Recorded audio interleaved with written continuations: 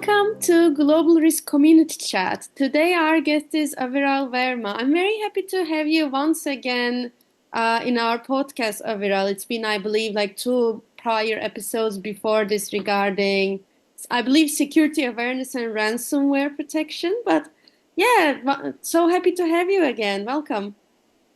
Thank you so much, Lucy. It's great to be back again. So, Likewise. For our audience that may not have listened to the previous episodes, can you maybe introduce yourself shortly? absolutely. So, my name is Aviral Verma. I am the Research and Threat Intelligence Team Lead at Securin. We are a cybersecurity company that helps organizations continuously improve their security posture through solutions such as attack surface management, risk-based vulnerability management, and penetration testing. Sounds great. So, what will we be talking about today? Today we are going to talk about our critical infrastructure sector's cybersecurity report. This is a report we recently published, and what we did as part of our research is we analyzed over 1,700 attacks that target the critical infrastructure sectors worldwide. These include energy, manufacturing, water and wastewater, healthcare, of course. We analyzed these attacks. We analyzed over 5,100 vulnerabilities that plague these sectors. We identified who these threat actors are, where do they come from, what are the attack vectors they're using, and we even went ahead and tied it back to exactly what weaknesses they tend to target in these IT/OT systems. And what that helped us is to gain a very good visibility of what a threat actor's mindset is and what goals are they trying to obtain by targeting these critical infrastructure sectors, and most importantly, how do they go about it? Great to hear. So, it sounds very insightful indeed. So, what were some key findings or key things regarding this? So, like I said, we'll go from left to right. We talked about threat actors. So, the first and foremost thing a threat actor does, they look at the vulnerabilities. These are for our guests, these are basically security issues that plague your software. It's like a loose brick in your outside wall that the threat actor is going to probe and try and use that to get inside your systems. And I think one of the very interesting findings we found out was that the average time to write an exploit for a CV has gone down from 60 days in 2023 to 28 days in 2024. That's less than a month for a threat actor to simply write an exploit for a vulnerability, and these vulnerabilities specifically target the critical infrastructure sectors. Another interesting thing was that this plummet of the average time to exploit has started to go down from around 2015, and we asked ourselves why 2015 in particular. And we realized that that is around the same time as the Industry 4.0 revolution. It's around the time when all of these sectors, manufacturing, energy, they decided to focus their efforts on IT and OT convergence. So essentially, it also gave the threat actors a way to get into a system that used to be heavily walled up, but now is on the internet for them to look at and possibly exploit as well. So that's about vulnerabilities, but there's a lot more to threat actors. It's a bit more unsophisticated, but at the same time simplistic campaign. It's vulnerabilities in your public-facing applications, but another interesting one was spear phishing. Somehow that still seems to be relevant, and across these sectors, we found out over 20% of attacks were coming from phishing and compromised credentials. So that's a bit brief overview. I can go down into details about some specific industries that you're interested in, and we can happily chat more about them as well. Yeah, so from what I understanding, especially with the exploits, now it's more in a way like they are a bit more vulnerable because it is a bit easier to I think find also exploits, right? From what I understand. So what would Absolutely. be maybe some things that professionals in this critical infrastructure, functions or industries or whatever it should be like looking out for so they are not a target for these attacks, exploits. I think the first thing is acceptance. I think a lot of these critical infrastructure sectors, these organizations, don't really know why they have suddenly become a target.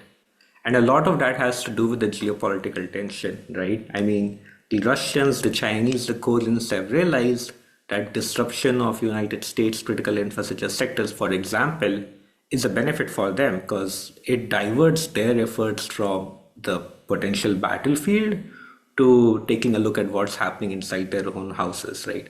Imagine a disruption of water facilities. This is an attack that happened on a Muleshoe water plant, which basically stopped water supply for 24 hours. The government immediately has to take charge because these are essentials, these are utilities for their citizens to use. So I think the first thing they have to realize is that they are targets now. The data they hold, the services they provide to the citizens makes them very likely targets for these threat actors, especially the advanced persistent groups from different nations that are probably have an enmity with your own country. And after that, I think if you look through our report, we have to start seeing who are these threat actors and what are the techniques they're using. Like we said, it's vulnerabilities, misconfigurations, external remote services, and phishing or compromised credentials. So think about it. Now, if I have to form a defense strategy, I can clearly see which vulnerabilities the threat actors are exploiting. Now I need to have a plan in place to prioritize these vulnerabilities and patch them before a threat actor gets to them. Spear phishing continues to be a very relevant attack vector. Everyone will tell you that their security program is a phishing awareness training which happens once in 30 days or 90 days. It's never going to work. Human beings are always going to be fallible. It takes only one person to click the wrong link, and now you're suddenly compromised. So instead of running awareness campaigns every month or every 2 months, invest in the right tools, email security, endpoint detection, and mail protection platforms. These will get you a much better coverage than just running a phishing awareness training every month or so. And lastly, I think the biggest challenge these organizations face is they have blind spots. They don't even know what their OT network is and how exposed it is. So take a platform such as an attack surface management that helps you map your whole attack surface, know what a threat actor sees before they see it, know which of your assets are exposed to the internet, take them behind the firewall, patch all the vulnerabilities on it, make sure the ports and services are not open to them for easily to get into, right? So it's all about building a solid plan of resilience. It's not an easy thing like, hey, I'm going to buy this and then suddenly have everything in place. That's simple not it, because the attackers have multiple attack vectors and you have to have a strategy in place for each one of them. So I try to keep it very simple, gain visibility, right? Prioritize and finally build resilience. These are three simple things, and that will help organizations be much more secure, especially in the critical infrastructure sectors such as water, energy, and healthcare.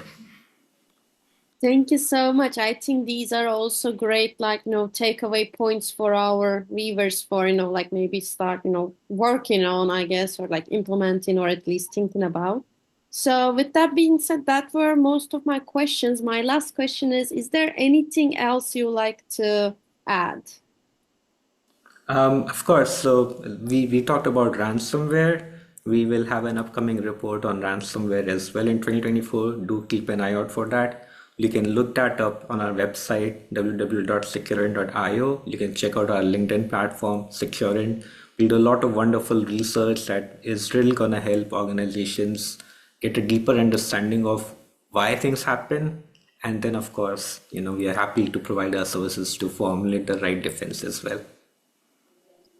Thank you so much. And we will also add that as a link at the end of the episode, so on the descriptions.